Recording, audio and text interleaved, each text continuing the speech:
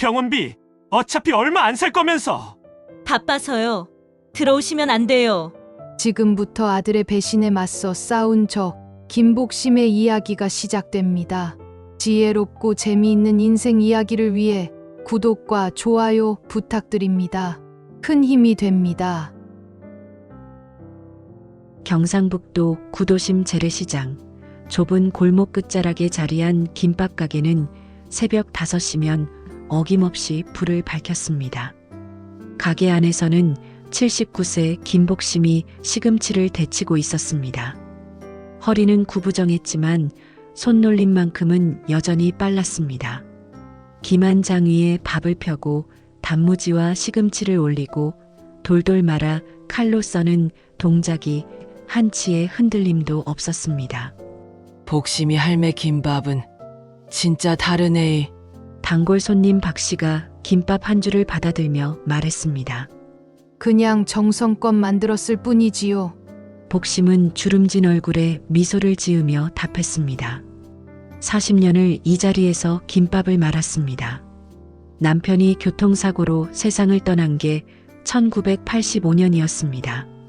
당시 큰아들 성우는 중학생, 작은아들 성민은 초등학생이었습니다. 보험금도 없었고 남은 건 빚뿐이었습니다. 그날부터 복심의 하루는 새벽 4시에 시작됐습니다. 시장에서 재료를 사고 김밥을 말고 팔고 설거지하고 밤 10시에 문을 닫았습니다. 일요일도 없었습니다. 명절도 없었습니다. 손님들은 복심을 철인 할매라 불렀습니다. 성우 너는 꼭 의사 되거라. 사람 살리는 사람이 되어야 한다. 복심은 큰아들에게 늘 그렇게 말했습니다. 성우는 기대에 부응했습니다. 전교 1등을 놓치지 않았고 의대에 합격했습니다. 복심은 김밥 한 줄, 또 한 줄 팔아 등록금을 마련했습니다. 작은아들 성민도 대학에 보냈습니다. 복심의 손엔 굳은 살이 박혔고 허리는 점점 더 굽어갔습니다. 그러나 2010년 비극이 찾아왔습니다. 레지던트 3년 차였던 성우가 36시간 연속 당직을 서다 쓰러졌습니다. 과로사였습니다. 복심은 장례식장에서 아무 말도 하지 못했습니다. 눈물조차 나오지 않았습니다. 평생을 바쳐 키운 아들이 30대에 세상을 떠났습니다. 이제 성민이밖에 없구나. 복심은 남은 아들에게 모든 희망을 걸었습니다. 성민은 회사를 다니며 결혼도 했습니다. 2 손주까지 낳았습니다. 복심은 손주들 얼굴만 봐도 행복했습니다. 2023년 가을, 복심은 가게 문을 닫기로 결심했습니다. 허리 통증이 심해졌고 체력도 예전 같지 않았습니다. 가게를 정리하고 받은 권리금과 평생 모은 돈을 합쳐 전세 보증금 1억 원을 마련했습니다. 작은 원룸이었지만 복심에겐 충분했습니다. 이제 좀 쉬어도 되겠지. 복심은 창문 너머 하늘을 바라보며 중얼거렸습니다. 처음으로 자신만을 위한 시간이었습니다. 아침에 늦잠도 자고 TV도 보고 공원도 산책하는 평범한 노년을 꿈꿨습니다. 그러던 어느 겨울날 저녁 초인종이 울렸습니다. 성민 부부였습니다. 며느리의 눈가가 빨갛게 부어 있었습니다. 어머니, 저희 큰일 났어요. 성민의 목소리가 떨렸습니다. 복심은 급히 2 사람을 안으로 들였습니다. 성민은 한참을 말을 잇지 못했습니다. 며느리가 먼저 입을 열었습니다. 집값이 너무 올라서 전세집 주인이 집을 팔겠대요. 나가라고 하는데 갈 곳이 없어요. 복심은 가슴이 철렁 내려앉았습니다. 얼마나 필요한데? 1억이요. 어머니, 저희 정말 막막해요. 애들은 어떡하고. 며느리가 흐느꼈습니다. 성민은 고개를 들지 못했습니다. 복심은 손주들 얼굴이 떠올랐습니다. 9살, 6살 아이들이 거리로 내몰릴 순 없었습니다. 알았다. 내가 도와줄게.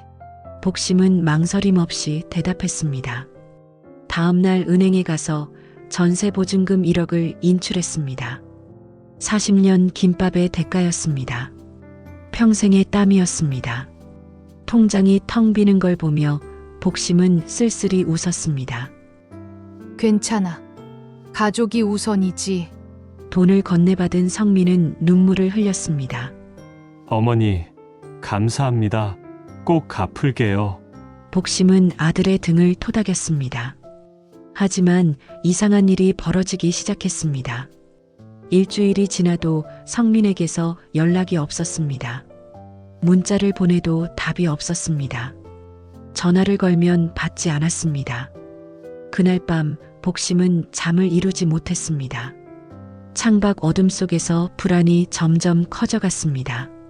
사흘이 지났지만 성민에게서 여전히 연락이 없었습니다.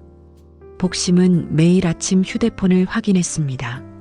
문자도 전화도 없었습니다. 불안은 점점 커져갔습니다. 나흘째 되던 날 복심은 다시 아들 집으로 향했습니다. 이번엔 직접 문을 두드렸습니다. 안에서 인기척이 들렸습니다. 문이 살짝 열렸습니다. 며느리였습니다. 어머니 왜 오셨어요? 며느리의 목소리가 차가웠습니다. 일주일 전 울먹이던 그 사람이 맞나 싶을 정도였습니다.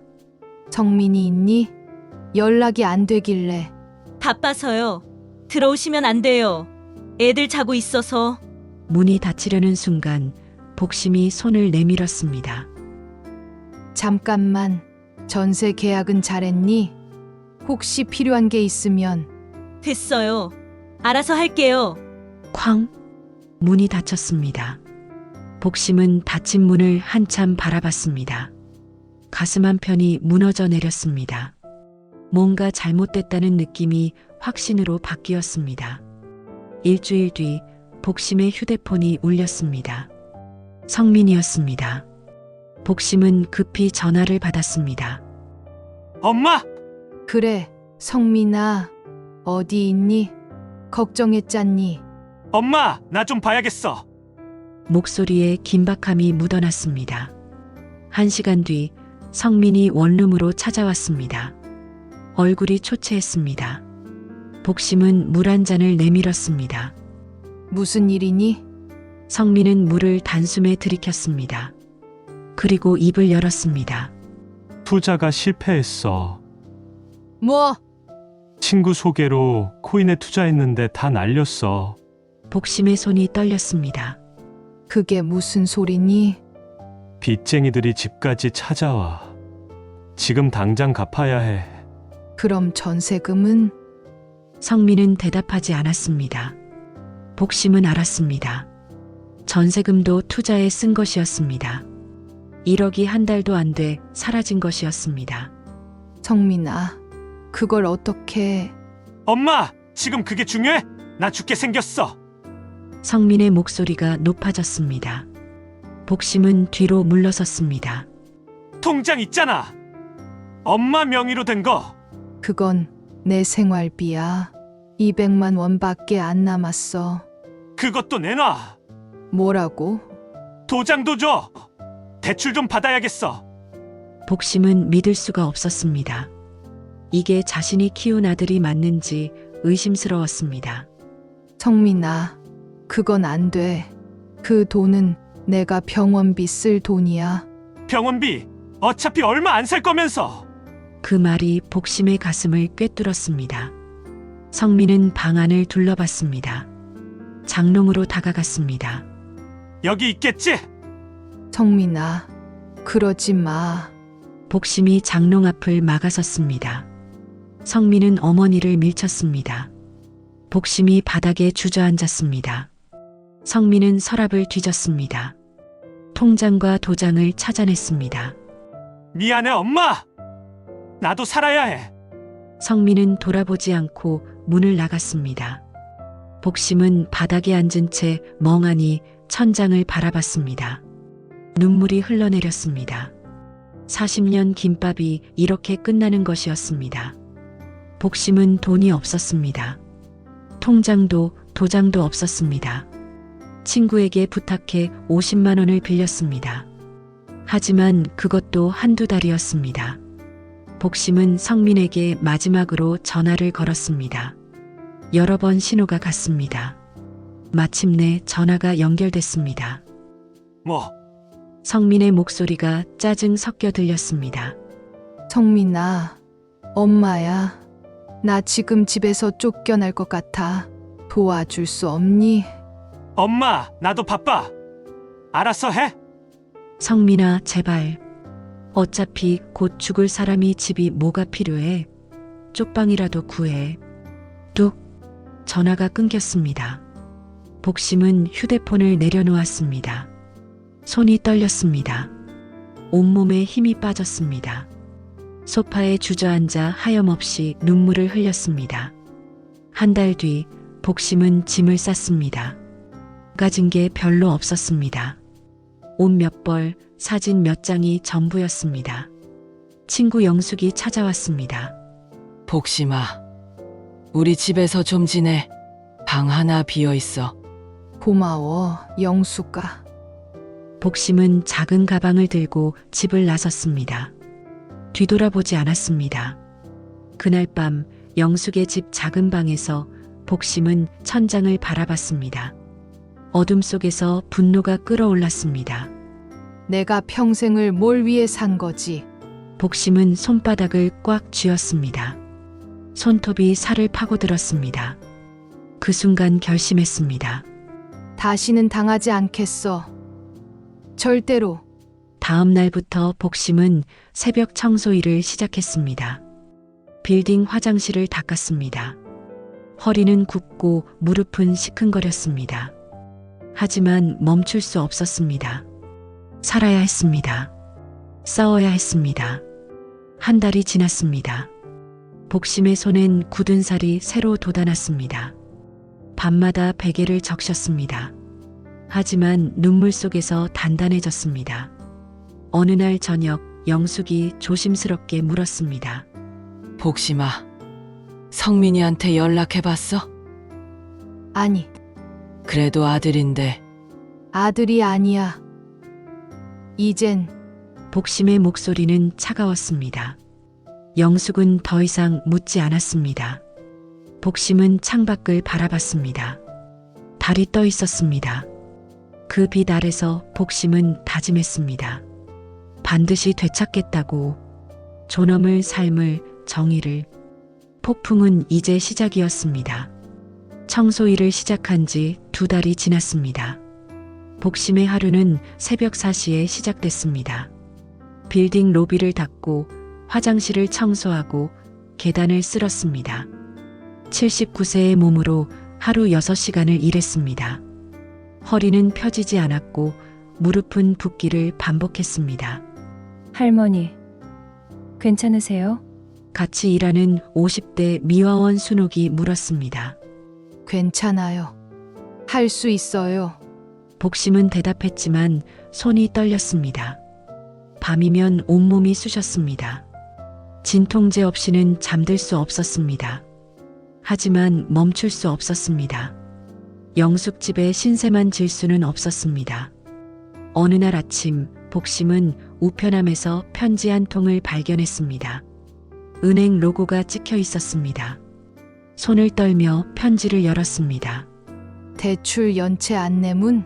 복심은 눈을 의심했습니다. 자신의 명의로 2천만 원 대출이 실행됐다고 적혀 있었습니다. 신청일은 2달 전이었습니다. 성민이 도장을 가져간 바로 그날이었습니다.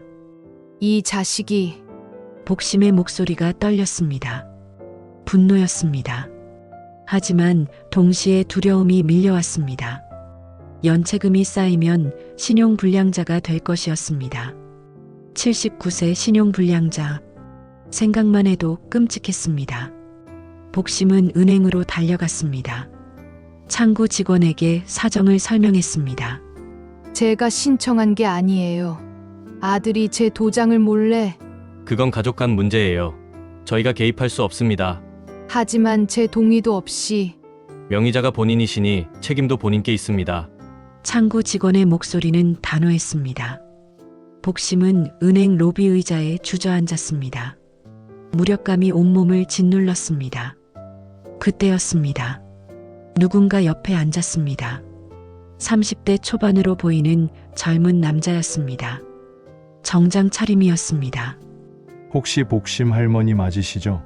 복심은 고개를 들었습니다. 누구신데요? 저 이지우예요. 할머니 김밥 단골이었어요. 법무법인에서 일합니다.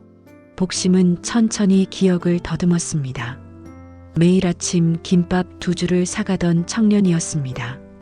항상 잘 먹겠습니다 하고 인사하던 예의 바른 손님이었습니다. 아, 그때 그 학생. 이제 변호사가 됐어요. 할머니 요즘 어떻게 지내시나 했는데 지우는 복심의 상태를 한눈에 파악했습니다. 초췌한 얼굴, 거친 손, 낡은 옷차림. 무슨 일 있으세요? 복심은 망설였습니다. 하지만 지우의 눈빛에서 진심이 느껴졌습니다. 복심은 천천히 이야기를 시작했습니다. 1억 원, 투자 실패, 통장 도용, 강제 퇴거, 무단 대출까지 모든 것을 털어놨습니다. 지우는 말없이 들었습니다. 표정이 점점 굳어졌습니다.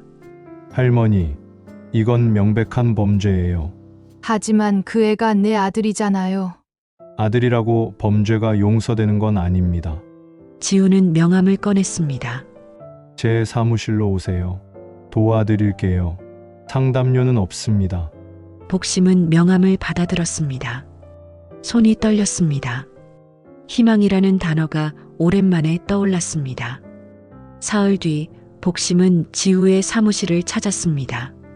작지만 깔끔한 공간이었습니다. 지우는 복심을 앉히고 노트북을 켰습니다. 먼저 증거를 모아야 해요. 은행 거래 내역부터 시작하겠습니다.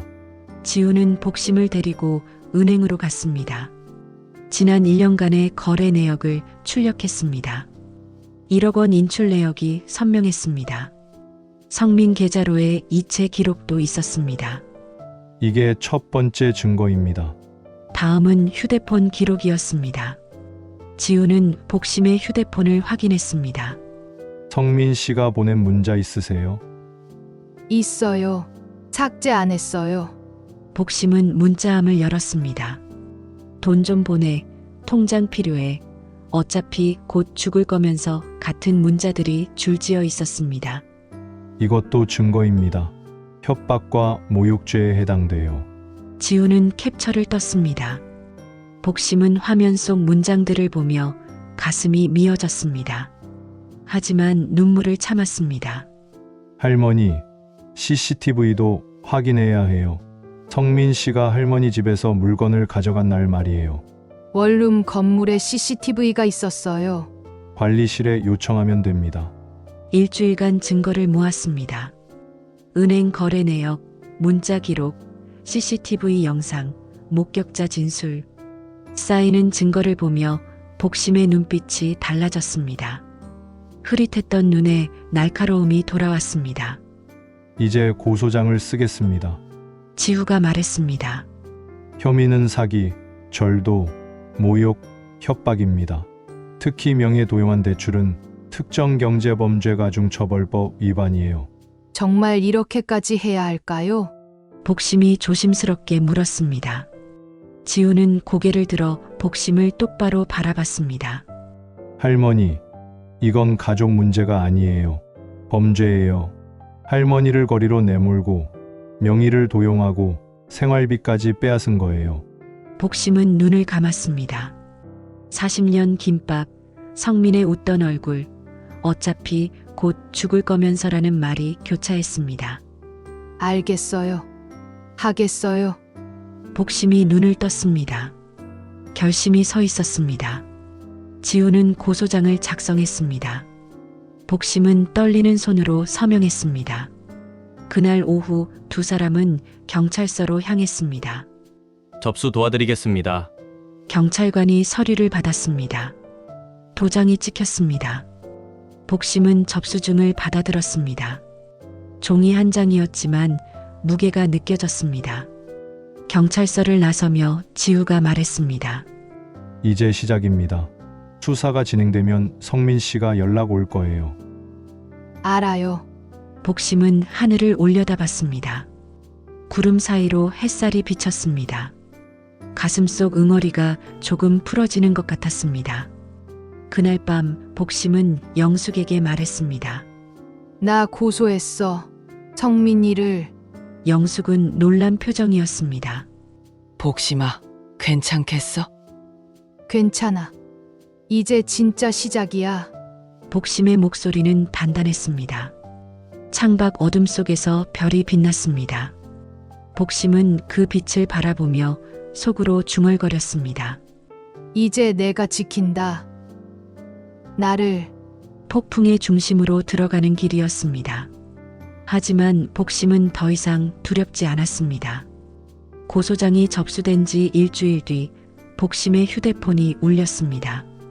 성민이었습니다. 2달 만의 연락이었습니다. 복심은 심호흡을 하고 전화를 받았습니다. 엄마, 미쳤어. 경찰서가 어디야? 성민의 목소리가 떨렸습니다. 분노와 당황이 섞여 있었습니다. 경찰서에서 연락 왔구나.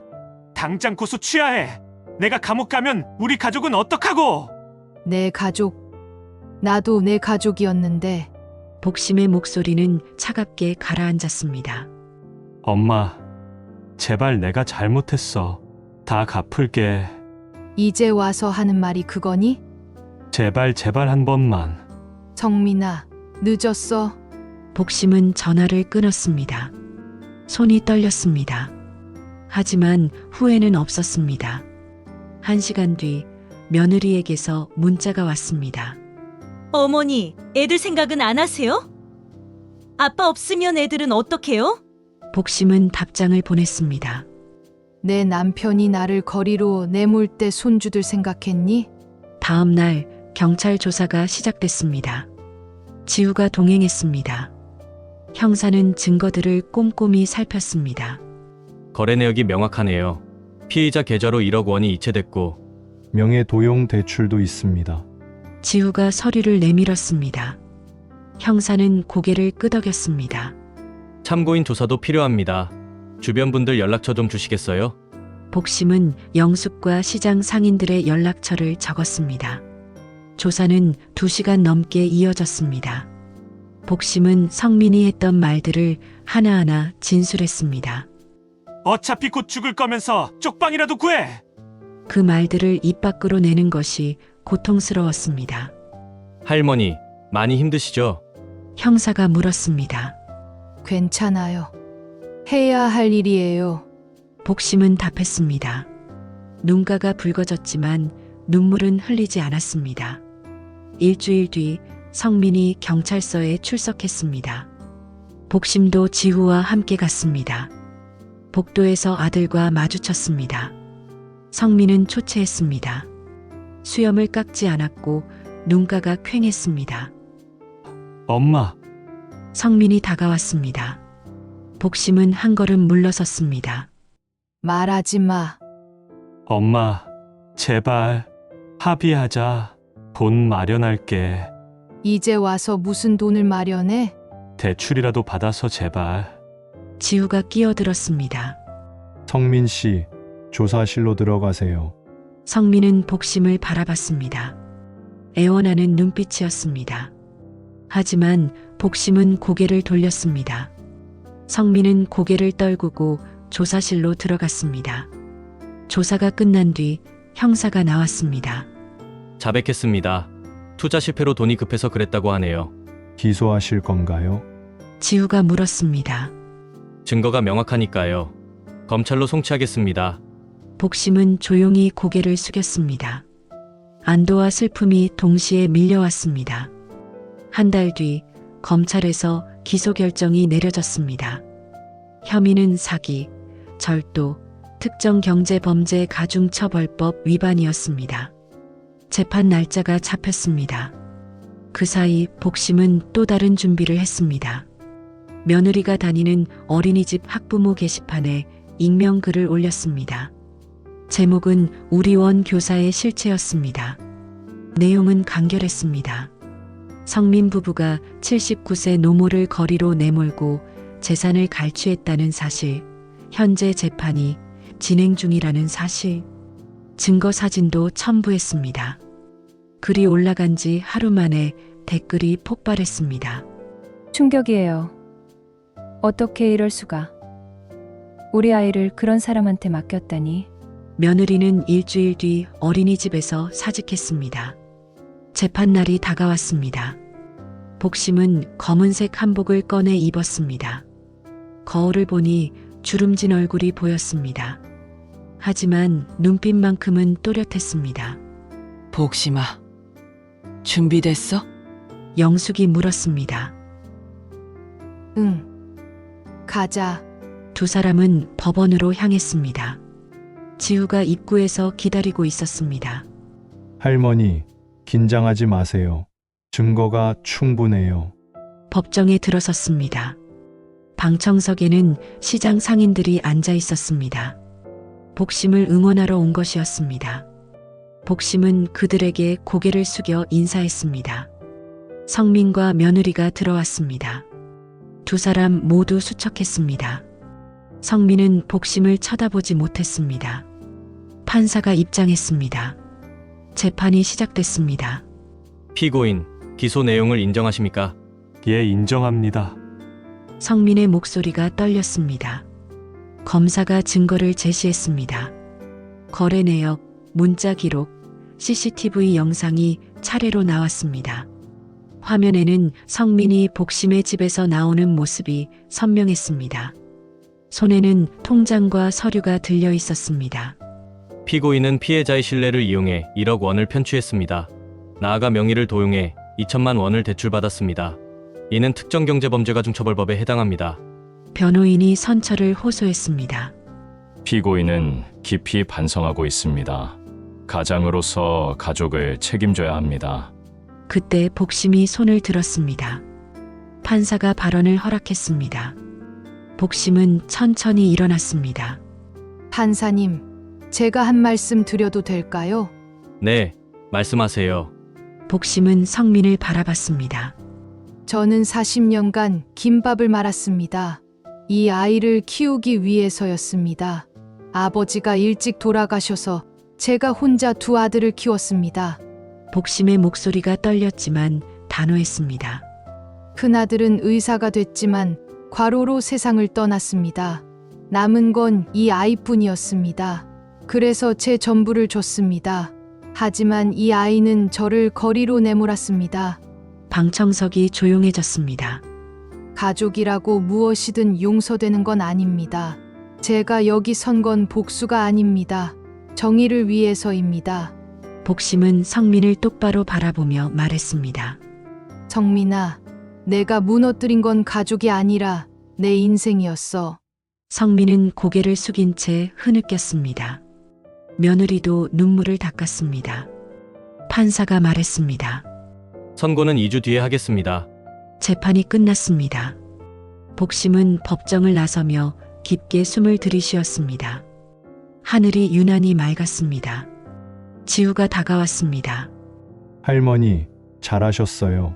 고마워요. 지우 씨, 복심은 미소 지었습니다. 처음으로 마음이 편안했습니다. 정의는 천천히 하지만 확실하게 다가오고 있었습니다. 선고일이었습니다. 복심은 다시 검은색 한복을 입고 법정에 섰습니다.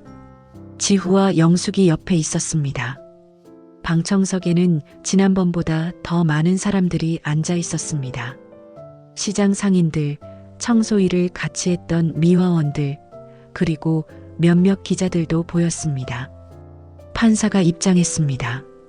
성민과 며느리가 피고인석에 섰습니다.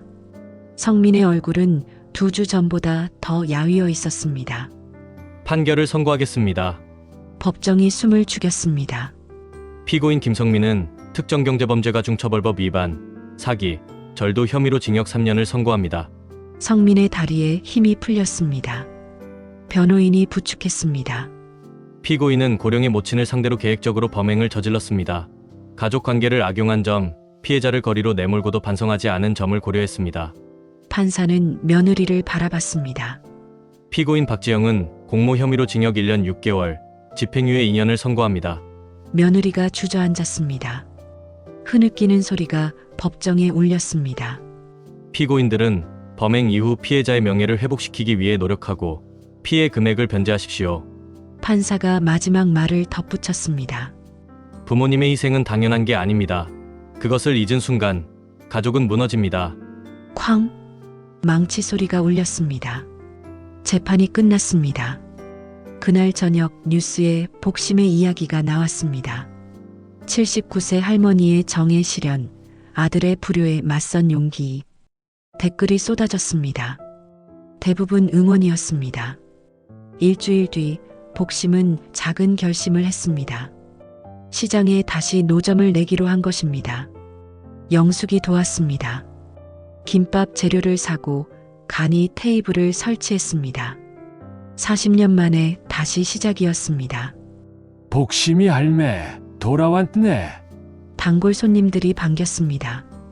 첫날부터 줄이 섰습니다. 사람들은 단순히 김밥만 사는 게 아니었습니다. 복심의 이야기를 듣고 싶어 했습니다. 할머니, 힘들지 않으세요? 아니야. 이게 내 인생이거든. 복심은 김밥을 말며 미소 지었습니다. 손놀림은 여전히 능숙했습니다. 한 달이 지났습니다. 노점은 입소문을 탔습니다. 정의를 지킨 할머니의 김밥이라는 별명이 붙었습니다. SNS에도 올라왔습니다. 젊은이들이 일부러 찾아왔습니다. 할머니, 사진 좀 찍어도 될까요? 그럼 찍어. 복심은 흔쾌히 허락했습니다. 사진 속 복심은 주름은 많았지만 눈빛은 맑았습니다. 어느 날 오후 낯선 여자가 노점 앞에 섰습니다. 며느리였습니다. 복심은 손을 멈췄습니다. 어머니, 며느리의 목소리가 떨렸습니다. 무슨 일이니? 죄송합니다. 정말 죄송합니다. 며느리가 고개를 숙였습니다. 눈물이 뚝뚝 떨어졌습니다. 성민이는 교도소에 있습니다. 저는 어린이집도 그만뒀고 애들도 힘들어하고 복심은 침묵했습니다. 제가 잘못했어요. 제가 성민이를 부추겼어요. 돈이 급하니까. 어차피 어머니 거니까 그렇게 생각했어요. 며느리는 무릎을 꿇었습니다. 용서해 주세요. 제발. 복심은 며느리를 내려다봤습니다. 분노는 없었습니다. 연민도 크지 않았습니다. 다만 담담했습니다. 일어나. 어머니, 일어나라고. 며느리가 천천히 일어섰습니다. 복심은 김밥 한 줄을 싸서 건넸습니다. 먹어. 며느리는 김밥을 받아들었습니다. 한 입 베어 물었습니다. 눈물이 흘러내렸습니다. 맛있지? 네. 이게 내가 40년간 만든 김밥이야. 내 남편도, 내 아이들도 다 이 김밥 먹고 컸어. 복심은 며느리를 바라봤습니다. 용서는 시간이 필요해. 지금은 아니야. 며느리는 고개를 끄덕였습니다. 하지만 언젠가는 다시 가족이 될 수 있겠지. 며느리는 김밥을 꼭 쥐고 돌아섰습니다. 뒷모습이 작아 보였습니다. 계절이 바뀌었습니다. 겨울이 지나고 봄이 왔습니다. 복심의 노점 앞에는 여전히 사람들이 줄을 섰습니다. 어느 날 교도소에서 편지가 왔습니다. 성민이었습니다. 엄마, 여기서 많은 걸 생각했어요. 제가 얼마나 큰 죄를 지었는지, 엄마가 얼마나 힘드셨을지. 매일 밤 후회합니다. 엄마를 바로잡아 주셔서 감사합니다. 나를 포기하지 않으셔서 감사합니다. 출소하면 떳떳한 아버지가 되고 싶어요. 아이들에게 부끄럽지 않은 사람이 되고 싶어요. 복심은 편지를 읽고 또 읽었습니다. 눈가가 뜨거워졌습니다. 하지만 미소 지었습니다. 그날 저녁 복심은 답장을 썼습니다. 아들아, 선을 넘지 않는 것이 진짜 사랑이다. 그걸 이제야 알았구나. 늦지 않았어. 돌아오면 밥은 내가 해줄게. 김밥 말이야. 편지를 붙이고 돌아오는 길, 복심은 하늘을 올려다봤습니다. 별이 총총했습니다. 어디선가 남편의 목소리가 들리는 것 같았습니다. 여보, 잘했어요. 노점으로 돌아온 복심은 다시 김을 펼쳤습니다. 밥을 올리고 재료를 놓고 돌돌 말았습니다. 79세의 손은 여전히 능숙했습니다. 할머니, 김밥 2줄 주세요. 그래, 잠깐만 기다려. 복심은 김밥을 썰었습니다. 단면이 예뻤습니다. 40년 솜씨였습니다. 손님이 김밥을 받아들고 물었습니다. 할머니, 후회 안 하세요? 아들 고소한 거. 복심은 잠시 생각했습니다. 그리고 답했습니다. 후회. 하나도. 이제야 나를 지켰는데 이게 진짜 사랑이더라고. 손님은 고개를 끄덕이며 떠났습니다. 복심은 다시 김을 펼쳤습니다. 노을이 시장을 물들였습니다. 주황빛 하늘 아래서 복심의 노점은 따뜻하게 빛났습니다. 이제는 나를 위해 사는 삶이야. 복심은 속으로 중얼거렸습니다. 김밥 냄새가 골목에 퍼졌습니다. 사람들이 모여들었습니다.